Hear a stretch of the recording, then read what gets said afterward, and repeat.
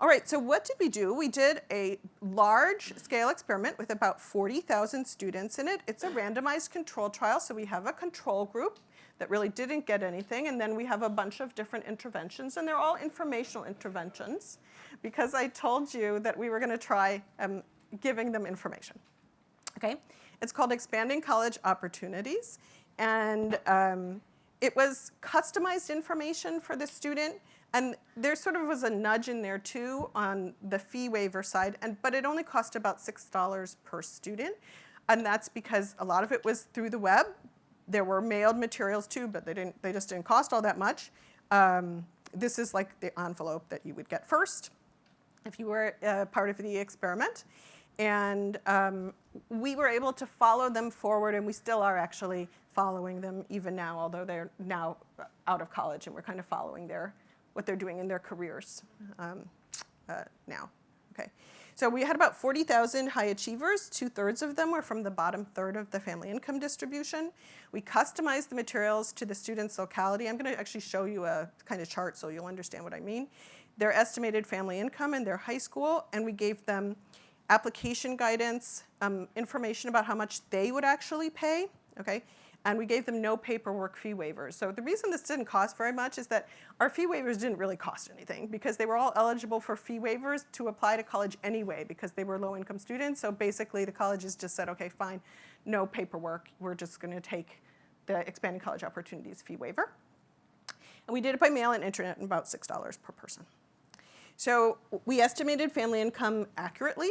I'm not even going to tell you how we did that because it's kind of a secret. Okay. Well, I will answer, but I mean, let's say we used a lot of data. We assembled an achievement and college-going history for every high school in the United States so we could identify which high achievers were not very likely to apply in the absence of an intervention.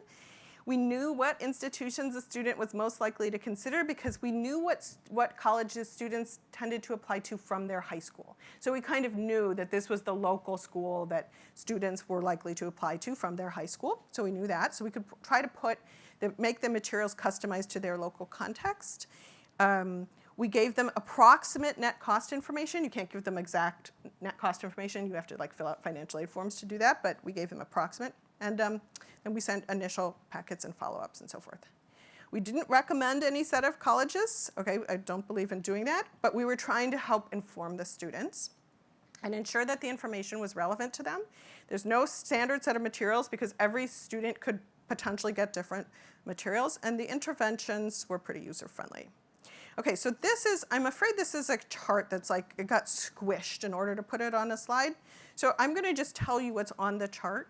So this is, do you know how much a student from Tennessee with a family income of $40,000 would likely pay to attend college? So this was part of telling them about their net costs. And so what it is showing is for a family with about $40,000 in income, and we also showed them for if you have $20,000 or $60,000 in income, it's on a different page. All right, so this is Tennessee, and you can see what the 5 colleges that the student is being shown are 3 colleges in Tennessee, 2 public and 1 private. So that's University of Memphis, which was the closest public college to this student. University of Tennessee at Knoxville, that's the flagship public university. It's the most selective public university in Tennessee. Vanderbilt University, which is a very selective private university in Tennessee. And then 2 out-of-state colleges, Middlebury College, which is in Vermont, and University of Chicago, which is in Illinois. All right.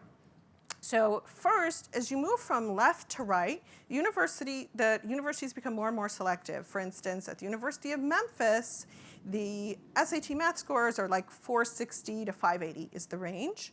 At the University of Tennessee at Knoxville, it's 530 to 640. At Vanderbilt, it's 680 to 760, and so forth. At University of Chicago, you can see it's also very high, and at Middlebury College, the SAT scores are very high.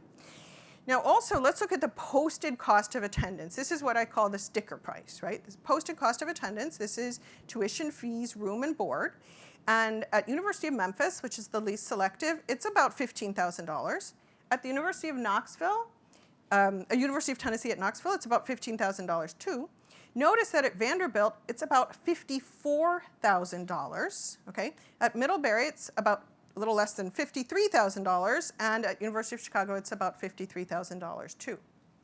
Okay, now look at how much the student is going to pay not the posted cost, right, but how much the student is actually going to pay. The estimated actual cost is highest at the least selective college. That's the University of Memphis. Why? Because they don't give very much financial aid, okay?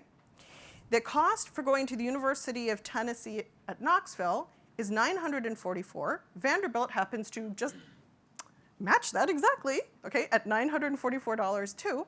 And the cheapest college here is the University of Chicago, right, which is a very selective, very renowned college or university.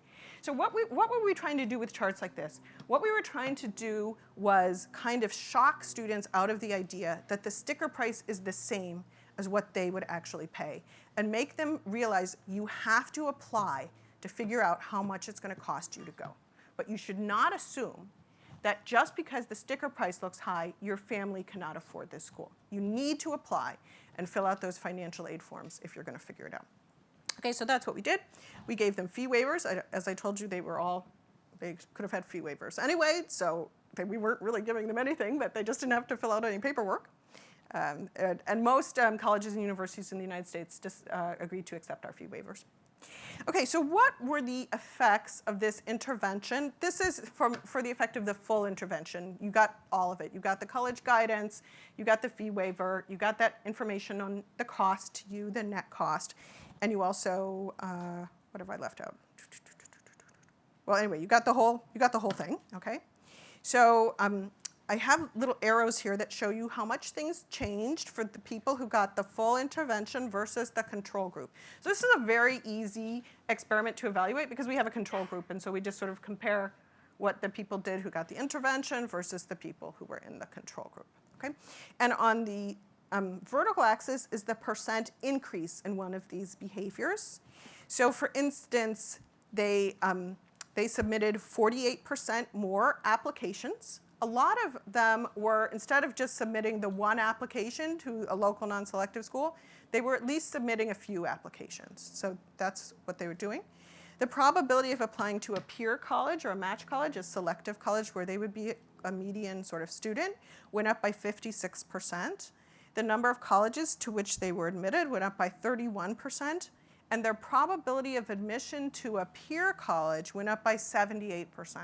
And the reason why it went up so much is that although they applied to more colleges, what they really did was they applied to more colleges that were sort of peer colleges for them or match colleges for them. So there was a really big increase in their probability of ending up applying to those colleges and being admitted to them. So it's not like we were telling them apply and then they didn't get in. They actually got in very well. And then these are enrollment outcomes. The probability of enrolling in a peer college went up by 46%. The graduation rate of the college that they actually attended went up by 15%, percentage points actually I should say. Instructional spending at the college that they attended went up by 22%, and student-related spending at the college went up by 26%. The difference between instructional spending and student-related spending is things like, people who counsel you or advise you, that's not actually instructional spending, okay? But that's what's called student-related spending at colleges and universities. So it's not stuff like, it's not paying for research labs or something like that. It's still very student-related spending. So we had this big effect on enrollment outcomes too.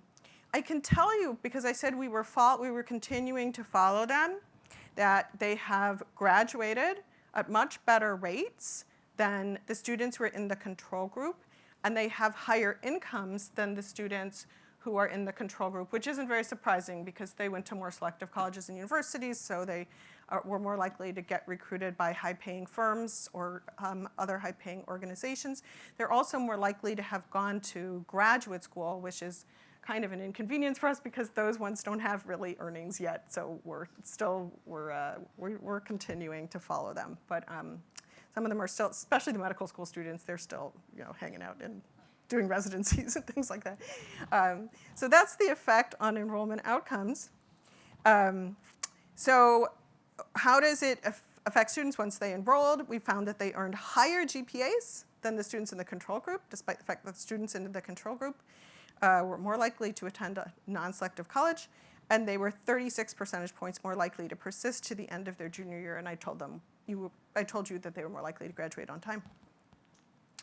So an interesting comparison is how our intervention compares to conventional in-person approaches, where I might decide to send in a counselor and try to mentor people. It's not that that's ineffectual, it's that it's expensive, right?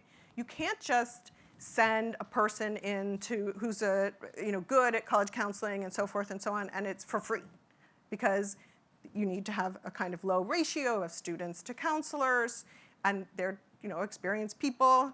So per $10 of cost, in-person counseling actually also is from another randomized controlled trial, but authored by my co-author, Chris Avery. It was aimed at precisely the same type of high-achieving low-income students, and it just budged their behavior just a little bit. So our benefit to cost ratio was 285 times greater than in-person counseling. And a lot of it's just because it's expensive and it just doesn't move the needle that much. Okay, so what is the bottom line? Low-income students can be high achievers and are high achievers, and there are quite a lot of them out there, and they do aspire to attend the best colleges available to them. We can improve their outcomes substantially by overcoming surmountable barriers like these information barriers, and a partial solution can be achieved by using big data and powerful analytics, which are what allow us to do the customization. The College Board did try to implement eco-type interventions nationwide originally and for younger students, but the effort sort of died out after a couple of years for various political reasons that I won't go into, but it has to do with College Board's politics, I guess. Anyway, it doesn't have to do with me.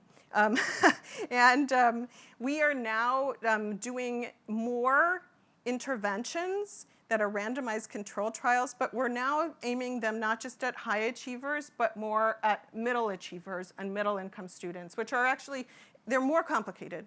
So if you think about why it is that we started with high achieving low income students, in some ways they were easy, right?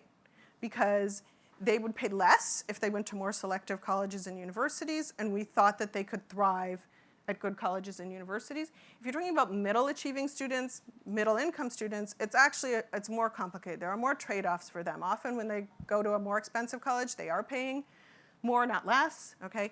And also they just have the college landscape is just a little bit more complicated for them. So it's actually a harder experiment to do, but we are doing it. And we are also following to see whether the students who were in our intervention and ended up going to selective colleges themselves sort of pay it forward to other students in their high school and help inform them about what going to a selective college or university is like. So that's kind of the bottom line, and that's where I'm going to stop, and I'm happy to answer any questions you might have.